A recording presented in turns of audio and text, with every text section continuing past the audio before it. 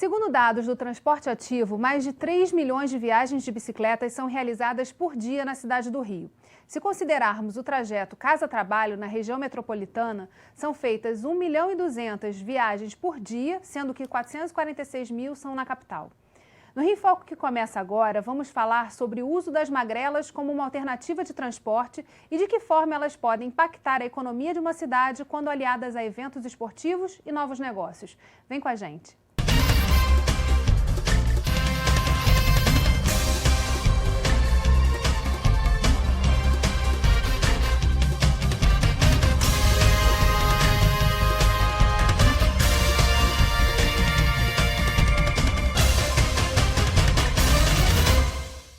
O Rio em Foco recebe o assistente de transportes ativos do Instituto de Políticas de Transporte e Desenvolvimento, ITDP Brasil, Rafael Siqueira, e o pesquisador de políticas públicas da Fundação Getúlio Vargas, Renê José Rodrigues Fernandes. A bicicleta é um dos meios de transporte mais eficaz e rápido para distâncias curtas. Além de ser sustentável e não emitir gases poluentes, ela contribui para uma cidade com menos congestionamentos.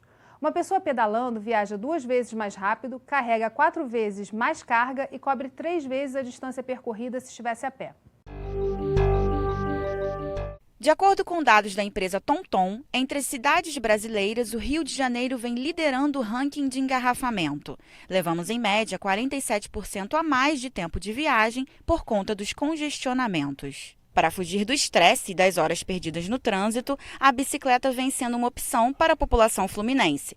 Além de ser prática e viável, pode ser combinada a outros modais de transporte. O Jean, que mora no bairro da Lapa, localizado no centro do Rio, e o Lucas, que mora no Engenho Novo, Zona Norte, contaram como é o dia a dia deles em cima das bikes. Essa é a estação que eu pego a bicicleta, Praça da Cruz Vermelha, 151.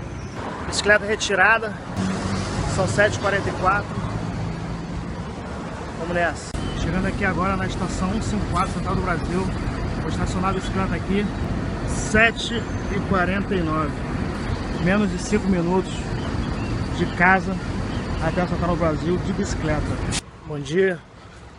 Vamos lá, mais uma vez. Vamos ver se hoje eu tenho sorte de ter uma bicicleta estacionada. De longe eu já estou vendo 2 magrelinhas ali. 7h39. Vamos ver quanto tempo. Chegando aqui agora na estação 54, Central do Brasil. Vou estacionar ela aqui. Bicicleta estacionada, 7h44. Aqui para a Central do Brasil agora. Pegar o metrô até a estação Del Castilho. O metrô acabou de chegar às 7h47. 8h07. Chegando na estação agora, Del Castilho, 20 minutos. São 17h45, eu tô na Cidade Nova e eu vou tentar pegar a bicicleta para poder ir para Sãs Penas. São 15 minutos. Eu faço isso para economizar o que seria o meu 4º ônibus, que eu vou pegar numa segunda parte da Sãs Penas para casa. E eu vou tentar ir de bicicleta para economizar e fazer um exercício. Bom, são 6h45 e depois de dar uma volta aqui pela Sãs Penas, resolver uns compromissos, eu consegui pegar a mesma bicicleta que eu havia pego antes. Então eu agora estou indo para o meu outro compromisso, mas que eu iria fazer de ônibus. Então esse já é o meu 2º trajeto que eu vou conseguir fazer de bicicleta ao invés de fazer de ônibus. Isso representa para mim uma economia de 2 passagens, que dá R$ 7,60, quase R$ 8. A gente vê aí 2 exemplos de pessoas que adotaram a bicicleta como um modal complementar a todo o trajeto que ela já fazia. Isso se tornou possível a partir desse momento que você tem bicicletas compartilhadas disponíveis, né? Isso tem aumentado e é uma política que se expande ao longo do mundo, né? Você tem vários exemplos. As bicicletas compartilhadas, elas são mais recentes no Brasil, mas é uma prática que já acontece fora do Brasil. Acho que o caso mais conhecido pelas pessoas é o Velib, em Paris, né?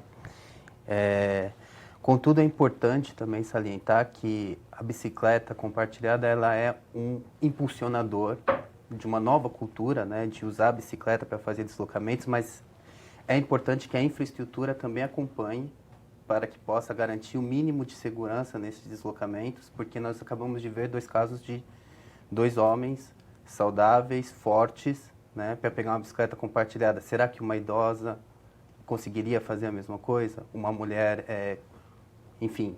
Então, acho que é preciso pensar em todos os públicos, é preciso avançar em políticas e infraestrutura para que a bicicleta compartilhada se consolide, possa aumentar cada vez mais e possa ser, de fato, uma opção para a maioria da população. O número de deslocamentos que acontecem na região metropolitana do Rio, que concentra 75% da população do estado, ainda é pequeno se comparar com exemplos em outros países também, né? O uso da bicicleta aqui no Brasil, né, ele está vindo um pouco mais tarde, né, do que o uso da bicicleta nos grandes centros urbanos mundialmente, né. Como o Rafael citou, a gente tem casos clássicos, né? Paris é um dos primeiros que tem. Londres introduz já também há uma década o uso, quase uma década, o uso das bicicletas compartilhadas, e grandes cidades da Europa têm isso, né? Pouco mais tarde a gente tem Nova York, por exemplo, que começa a ter o uso de bicicletas compartilhadas. E junto com isso, né, que é o importante da gente ressaltar, né? As pessoas vão se utilizar da intermodalidade, elas vão se utilizar de outros meios de locomoção, elas vão deixar de usar o carro, elas vão conseguir ligar o uso do metrô com a bicicleta, o uso do metrô com o ônibus e a bicicleta, mas a partir do momento que a gente começa a ter infraestrutura para o uso da bicicleta. E quando né? a gente fala dessa infraestrutura, a gente está falando do que especificamente que a gente precisa fazer para tornar a cidade e a bicicleta uma opção na cidade? Os planejadores, eles têm que começar a pensar a bicicleta como um veículo, como qualquer outro, né? Assim como a gente constrói rua para carro, né, a gente tem que ter rua para as pessoas andarem com segurança de bicicleta, e a gente tem que pensar isso pelo viés da inclusão. Pessoas mais saudáveis, as pessoas com idade entre 20 e tantos e 40 e tantos anos, elas até têm condições de compartilhar bem todas as vias da cidade com o carro. Mas a gente tem que pensar no uso da bicicleta desde quem tem 5 anos e vai para a escola de bicicleta até quem tem quase 90 anos e pode ir até o mercado, pode ir até o clube de bicicleta. Então, as vias segregadas, né, nomeadamente a gente pode falar das ciclofaixas, né, que são aquelas que não são totalmente segregadas, e a gente pode falar das ciclovias, que são aquelas que são totalmente segregadas do trânsito de automóvel. São elas que garantem o uso da bicicleta nos grandes centros urbanos. São elas que dão essa sensação de proteção, né, para essas pessoinhas e até para as pessoas idosas, né, para elas conseguirem pensar na bicicleta como um novo modal que elas vão incluir dentro da intermodalidade que elas podem fazer na cidade. E isso está chegando mais tarde para a gente, né? A gente vê cidades como Copenhague, que tem há muito tempo as vias segregadas, né? A gente vê que em Amsterdã todo o centro da cidade é dominado pelas bicicletas e pelo transporte leve sobre trilhos, né? Enquanto nem carro circula por lá, né? Aqui no Brasil a gente está vendo o Rio de Janeiro, que cresceu uma malha cicloviária grande nos últimos anos. São Paulo, muito recentemente, cresceu, né? Mas mesmo assim a gente está longe dos padrões dessas capitais europeias no uso na disponibilidade de infraestrutura segregada para o uso da bicicleta. Isso anda, então, ainda mais lentamente se você for pensar em cidades menores, né? Quer dizer, é mais difícil você ver essa política sendo consolidada. Aí eu acho que vale uma ressalva, porque a gente estava observando, né, o caso de uma cidade, região metropolitana, Rio de Janeiro, que tem condições de mobilidade que são diferentes de uma cidade menor. O que eu acho que é importante observar é qual que é a condição para que a bicicleta seja uma opção. Se é a construção de ciclovias, ciclofaixas, como o René bem pontuou, isso que seja pensado dentro de uma rede cicloviária de deslocamentos de bicicletas. Essa rede precisa de infraestrutura realmente exclusiva? Por exemplo, cidades pequenas de até 60 mil habitantes, é essa a realidade? Então, acho que existem... Os planejadores, eles precisam observar muito quais são as demandas dos ciclistas. A sociedade civil ajuda muito nisso, ao trazer mais à tona o debate através das organizações. Recentemente, a gente teve um grande avanço que atinge agora, vamos dizer, municípios também menores, né?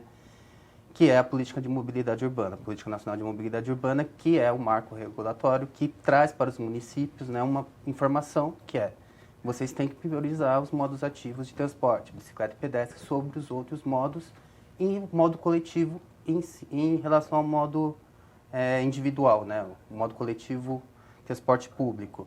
Então aí já tem uma diretriz. A gente vai fazer um rápido intervalo e voltamos já. Rio em Foco aqui, política e economia caminham juntas.